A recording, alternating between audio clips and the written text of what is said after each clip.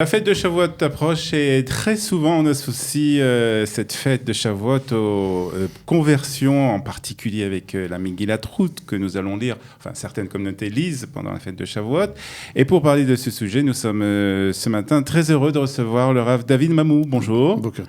Merci d'être avec nous pour donc cette fête de Shavuot qui approche à grands pas, puisque juste après Shabbat, nous rentrerons dans la fête de Shavuot. Et très souvent, il existe un rapport en tout cas entre la fête de Shavuot et les conversions. Alors, d'où vient ce rapport entre ces deux sujets? D'abord, Akadosh Baruch Hu, il avait comme projet divin de donner la Torah au monde entier. C'était pas bien qu'il connaissait la suite de l'histoire déjà au moment de Bereshit qu'Israël allait sortir, mais il a donné la possibilité au monde entier de recevoir la Torah. Et comme dit le Midrash, toutes les nations du monde ont refusé parce qu'il y avait toujours quelque chose qui dérangeait. Et pour ça donner cette possibilité, Kadosh Baruch Hu, à travers Pépé Avram, Pépé Yitzhak, Pépé Yaakov, chacun avec sa dimension personnelle a essayé de s'ouvrir à l'humanité. D'accord. L'humanité non seulement n'est pas restée à un niveau de Adam, mais a été déchue par les trois fautes primordiales, Avodah Zara, Shfichut Damim et Gilui Arayot, c'est-à-dire le meurtre, les relations sexuelles interdites et l'idolâtrie. L'humanité a été déchue à moins 3 degrés. Bon, je fais du maral rapide. Et le Ham Israël, à travers Avram, Yitzhak et Yaakov, on a reçu plus 3 degrés. C'est-à-dire de chaque faute que l'humanité est tombée, nous, non seulement on n'est pas tombé, mais on s'est élevé grâce à un de nos grands-parents. D'accord. Jusqu'au moment où l'humanité, en fait, a refusé en bloc la Torah, et il y a eu la conversion du Ham Israël au moment du Matan Torah, du don de la Torah à Shavuot, quand Akadosh Baruch Hu a mis sur nous, Kafal et nous, Ark et Gigit, il a mis le mont Sinaï sur notre tête, il a dit, si vous acceptez la Torah, Matov, c'est très bien. Et de toute façon, on voulait, parce que Kadosh Baruch Hu voulait nous violer, nous forcer. C'est comme une kala qui rêve de se marier avec son khatan. Et on veut se retrouver dans une situation où il n'y a pas de possibilité de divorce après. Donc, il y a une sorte de... Dieu nous a presque violés sous la roupa. Et à ce moment-là, on a reçu notre conversion. Donc, en fait, au moment du Har Sinaï, au moment du Mahamad Har Sinaï, en fait, c'est une sorte de conversion collective du Ham Israël. C'est pour ça qu'à partir du moment du Har Sinaï aujourd'hui, le judaïsme, c'est un judaïsme de Torah Moshe. On n'est plus Torah Avot. D'accord. C'est-à-dire, la vôtre, c'est des principes, c'est des bases. Ils ont donné les bases. C'est des bases. Aujourd'hui, par exemple, juste un tout petit exemple, Brit Mila, quelle est la source? Avram Avinu. Ouais. Mais si on avait une Brit Mila Shabbat, on n'aurait pas pu la faire. Parce que c'est pas Moshe. Et vient Moshe dans la parashat Tazria, il nous dit, lorsqu'une femme va enfanter un enfant, et ce sera un garçon, le 8e jour. Donc de là, on a une mitzvah, même Shabbat, on peut transgresser le Shabbat. D'accord. Mais s'il n'y avait pas eu ce passouk dans Torah Moshe, on n'aurait pas pu se baser sur Torah Avot pour pouvoir faire... Donc les Avot, c'est plus, disons, le côté universel. Universel et ADN du peuple juif. D'accord. Et arrive donc le Mahamad du Har Sinaï, cette rencontre donc avec Akadosh Baruch Hu et le peuple d'Israël. Et donc là, il y a en fait la première conversion du peuple d'Israël. Et après, le Shulchan Aruch et la Gemara dans les Bamot, elle va apprendre du Har Sinaï pour toutes les lois des Guérim, comment accepter des convertis au peuple juif. Et c'est la raison pour laquelle certaines communautés, en particulier les communautés ashkénazes, lisent le jour de Shavuot, dans l'après-midi, je crois, la Megillat Ruth. Tout à fait. C'est la fête, en fait, des convertis. D'accord. Donc, ça tombe bien, puisque vous avez été pendant de longues années directeur du service des conversions à la Rabbanut Harashit d'Israël, et vous avez rencontré au cours de cette carrière plusieurs communautés un peu partout dans le monde, des communautés. Alors, on ne savait pas vraiment s'ils étaient juifs, s'ils n'étaient pas juifs. C'est ce qu'on appelle les tribus perdues. Alors c'est ça, on va faire un peu d'ordre. D'abord, quand j'ai été nommé en 96 par le Rav Bakshi Doron, qui était le grand rabbin d'Israël de l'époque, et ma priorité, c'était les Russes et les Éthiopiens, qui étaient arrivés en masse. Puisque c'était les grandes aliotes. Les grandes aliotes. Au début, l'alia de Russie était juif. Et très rapidement, elle est devenue Zakai Shvut, c'est-à-dire ils ont le droit à la loi du retour. Ça, il faut peut-être faire une petite différence, parce que ça, c'est important. C'est très important, tout le reste va passer là-dessus. Et c'est-à-dire que d'après la loi d'Israël, la loi moderne de l'État d'Israël, on s'est basé sur les lois de Nuremberg, qui étaient juifs d'après Hitler, et qui avaient décidé, pas seulement juifs d'après la halakha, mais juifs qui avaient un père juif ou un grand-père juif. Donc l'État d'Israël, en 1948, lorsqu'ils ont statué sur les statuts, qui est juif, qui a le droit à la loi du retour, non seulement quelqu'un qui est juif d'après l'Allah, après le professeur Sharkey oui, il avait essayé, en 1976, il avait lancé une question Miou Yehoudi, il a essayé de changer la loi, mais ça faisait trop de problèmes de coalition et des problèmes aussi de statu quo dans le pays. Et donc on est resté sur la même définition. Donc selon la loi israélienne, celui qui est juif, c'est quelqu'un qui est né... Celui-là qui est israélien. Israélien, pardon. C'est quelqu'un qui est né donc de mère juive ou qui est juif d'après la halakha, ou qui a un père juif ou un grand-père juif. Voilà. C'est-à-dire que si vous apportez un certificat du judaïsme de votre père du consistoire pour la France ou d'autres rabbanoutes dans le monde, vous avez le droit, au même droit qu'un juif qui fait son Donc on rentre ici en collusion avec la halakha. La halakha et la loi israélienne. Dit que celui qui est juif, c'est celui qui est né de mère juive. Bien, c'est juste ce que vous dites, mais il y a un petit changement, et c'est que dans le Shulchan Aruch déjà, il y a aussi un changement par rapport à la conversion. C'est-à-dire qu'aujourd'hui, on a une idée de la conversion en général en France. Lorsqu'on parle de converti, c'est pas tellement bien vu. Lorsqu'un converti, moi-même j'étais rabbin à Paris, quand un converti rentre dans la synagogue, le rabbin il sait pas tellement comment se débrouiller avec lui. Dans le Shulchan Aruch, la conversion elle a différents niveaux. Ce qu'on appelle Zera Israël, descendant d'Israël. C'est-à-dire que c'est celui-là qui a un père juif ou un grand-père juif. Non seulement on n'a pas le droit de le repousser, mais on doit le rapprocher. Ah oui. Oui, et ça c'est un point extrêmement important. C'est-à-dire que ça, lorsque la Gemara ou le Rambam nous enseigne, lorsqu'un converti vient vers toi, avec ta main gauche tu le repousses, et avec ta main droite tu le rapproches, et faites attention, la main forte et la main faible. Ouais. Aujourd'hui on fait Méhadrin, on sait repousser les gens. Ouais. Alors la question, est-ce que c'est la volonté d'Akadosh Baruch Hu ? Vous savez que le juif il doit toujours ressembler à Dieu. Marqué Urachum afatarachum, Uchanun afatachanun. C'est-à-dire, on cherche les 13 attributs de Dieu et l'homme doit se copier. Akadosh Baruch Hu aime les convertis. Alors pourquoi nous, aujourd'hui, la personne dans le peuple juif qui refuse et qui repousse le monde des gens qui veulent se convertir, c'est d'abord le monde religieux. Ouais. À mon avis, on a un gros problème psychologique avec Akadosh Baruch Hu. Alors on revient justement sur le fait justement que y a cette idée justement que celui qui est de Zera Israël, donc a un père juif, on doit tout pour le rapprocher. Pour le rapprocher. Alors c'est pour ça que là, les photos qui défilent, là, par exemple, une des tribus perdues que j'ai trouvées quand j'étais sous-directeur des conversions, pour moi ça me passionnait. J'avais rencontré en tant qu'enfant déjà quand j'étais à la yeshiva du Rav Bochko à Montreux, en seconde première terminale, j'avais entendu parler du Rav Avichaï, le Zichrono Livracha. Donc j'avais été le voir et il m'avait raconté ces histoires. Moi je voyais ça extraordinaire. Alors on rappelle qui c'est. Il avait essayé de retrouver des. Il a retrouvé. Il a passé sa vie à ça. Il avait posé la question au Rav Tzioudar, au Rav Kook. Il a posé la question au Rabbi Lubavitch. Ils ont dit arrête de faire des conférences là-dessus, va et donne-nous des renseignements. Ouais. C'est lui, déjà dans les années 72, qui est arrivé là-bas, en Inde. Donc il a trouvé pas mal de... Et moi, quand j'ai été nommé en 94, même quand j'étais en France en 94-96, j'avais invité le Rav Avichaï à venir parler dans mon école à Maïmonide et dans ma communauté. Il me passionnait, cet homme-là. Ouais. Et le premier jour où j'avais été nommé par le Rav Bakshi, sous-directeur des conversions, j'ai posé une des questions qu'on s'est retrouvés face à face après le Tekes. J'ai dit à Rav, qu'est-ce qui se passe avec les tribus de Ménaché ? Il me dit, qui c'est ? Je dis, c'est toi le grand rabbin, c'est pas moi. Il me dit, je sais pas, voyage, va par là-bas et tiens-moi au courant. Et j'ai mis 7 ans... Ménaché, c'est en Inde, donc. C'est ça, en Inde. Ça se trouve au-delà du Bangladesh, quand on monte vers le Tibet, et à la frontière birmane. Il y a 4 millions de personnes aujourd'hui. Ils sont 2 États, Manipur et Mizoram. Ils se revendiquent tous en tant que descendants des Juifs. Et aujourd'hui, j'ai réussi, après 7 ans de travail à la Rabbanout Harashit, dans les années 2003, non, un peu plus, 2002, oui, à faire un psak din du Rav Amar, que les Bnei Ménaché sont Zera Israël. Alors, on va pas c'est un travail de 7 ans, donc je suppose que c'est beaucoup de recherches. Mais en quelques mots, comment on arrive à cette conclusion ? Très simple, c'est très simple. Non, c'est pas ça. Ce qui est intéressant, c'est que lorsqu'on voyage dans c'est-à-dire qu'il faut faire des recherches. Tout à fait, il faut voyager. Quand on voyage dans le temps, il faut connaître d'abord l'histoire juive. Si quelqu'un il voyage avec le Shulchan Aruch d'aujourd'hui et il se limite aux 4 amot de la halakha, ça marche pas. Les Bnei Ménaché, comme tous les 10 tribus d'Israël, ils ont quitté le Ham Israël avant la destruction du premier temple. Donc vous comprenez bien que si vous arrivez chez les Bnei Ménaché et vous les voyez qui font la Hanoukia avec de l'huile d'olive pure, vous posez des questions.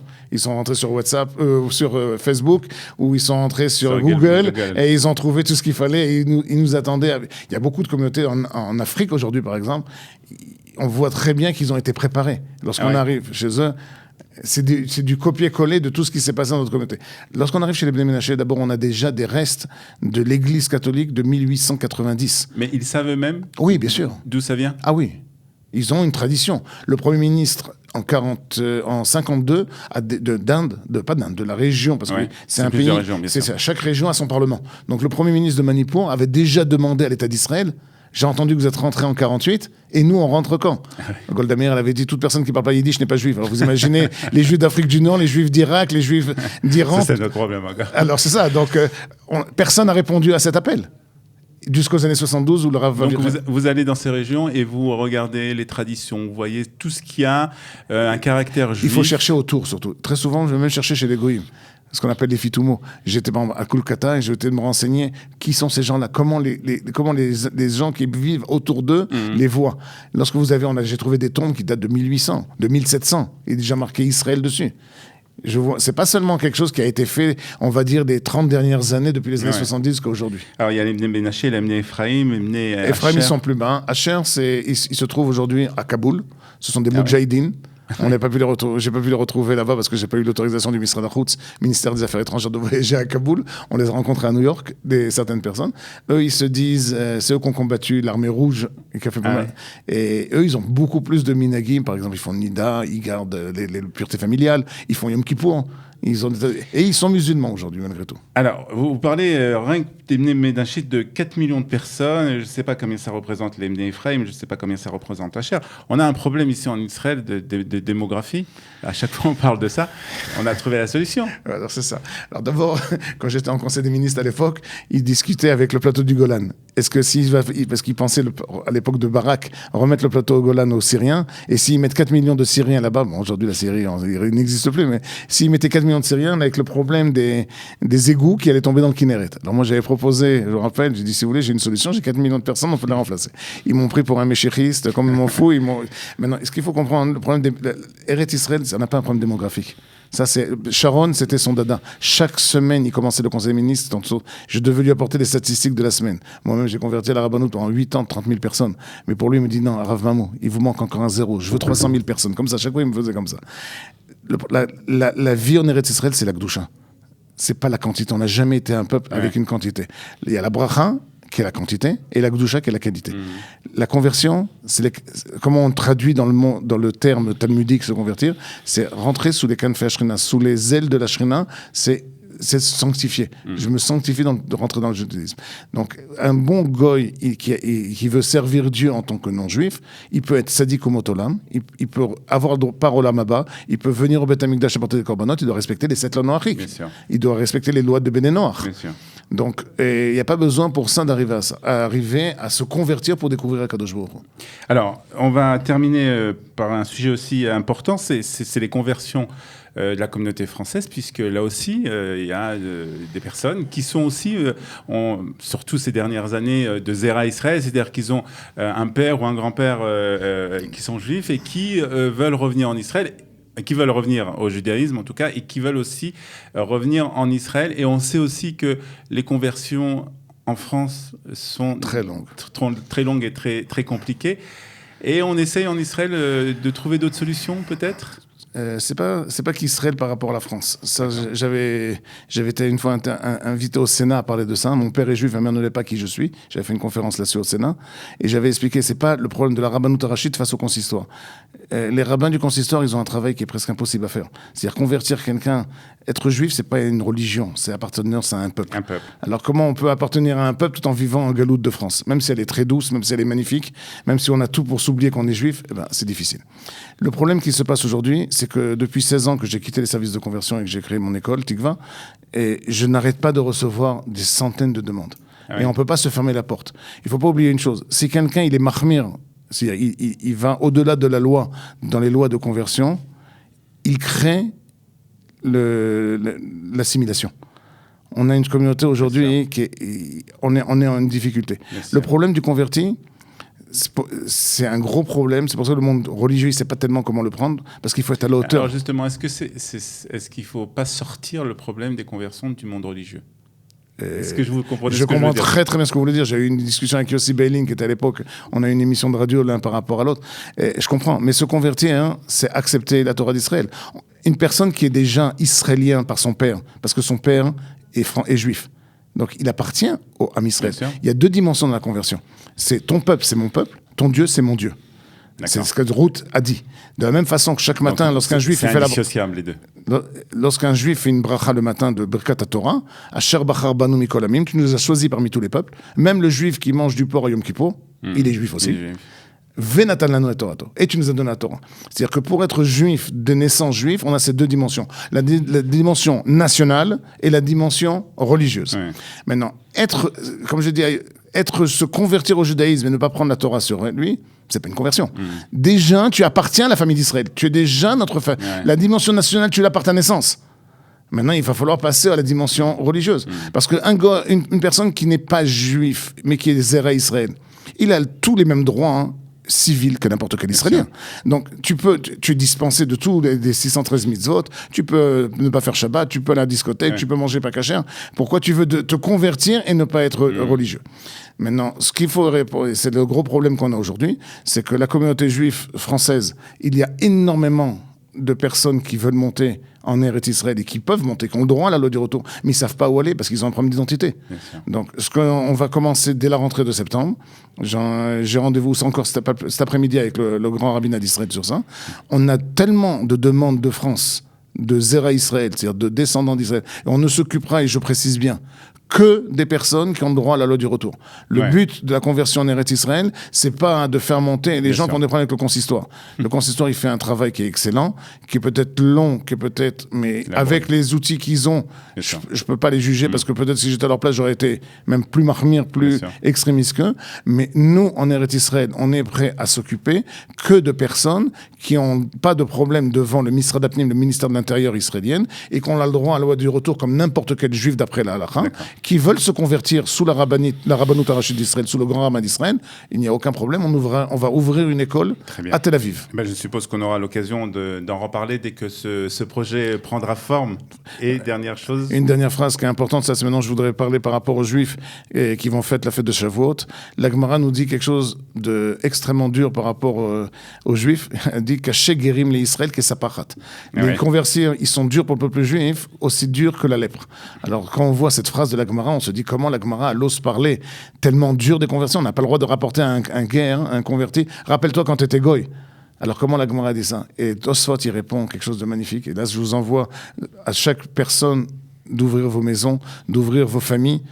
La Gemara nous dit, sachez une chose, lorsqu'on a un converti qui est à table, et on sait que cette personne-là, elle n'a pas d'obligation de respecter la Torah d'Israël. C'est-à-dire qu'elle est nommée Tsouvé. Elle n'a pas d'obligation de la Torah. Et pourtant, elle le fait. Ouais. Nous, qui sommes de naissance juifs, et qu'on sait se débrouiller avec l'halakha, on sait aller au McDo manger que du parvé, soi-disant. Les juifs, plus ils étudient, plus ils deviennent des techniciens de l'halakha. Quand on voit des fois un converti qui est face à nous, on devient blanc comme de la lèpre, parce qu'on est mort de honte. On se dit, comment nous... Exactement. Alors, aujourd'hui, le problème, il n'est pas un problème des conversions. Le problème, il est du peuple juif. Est-ce que nous savons intégrer les convertis? Est-ce que notre génération à nous est à un niveau suffisant? Et c'est le même problème par rapport à la Klita des Juifs de France. Est-ce que la société israélienne, elle sait recevoir des gens qui viennent du tiers-monde? On est très fort en Israël. Ouais. Mais recevoir des gens avec des diplômes des universités françaises, on n'arrive pas. C'est toujours le même problème. Être à la hauteur des demandes d'Akadosh Baruch Hu. Voilà, on pensera à tout ça pour la fête de Shavuot. Merci beaucoup d'être venu nous rendre visite et on va souhaiter Chag Sameach à vous tous et Chag Sameach à nos auditeurs. Merci, à bientôt.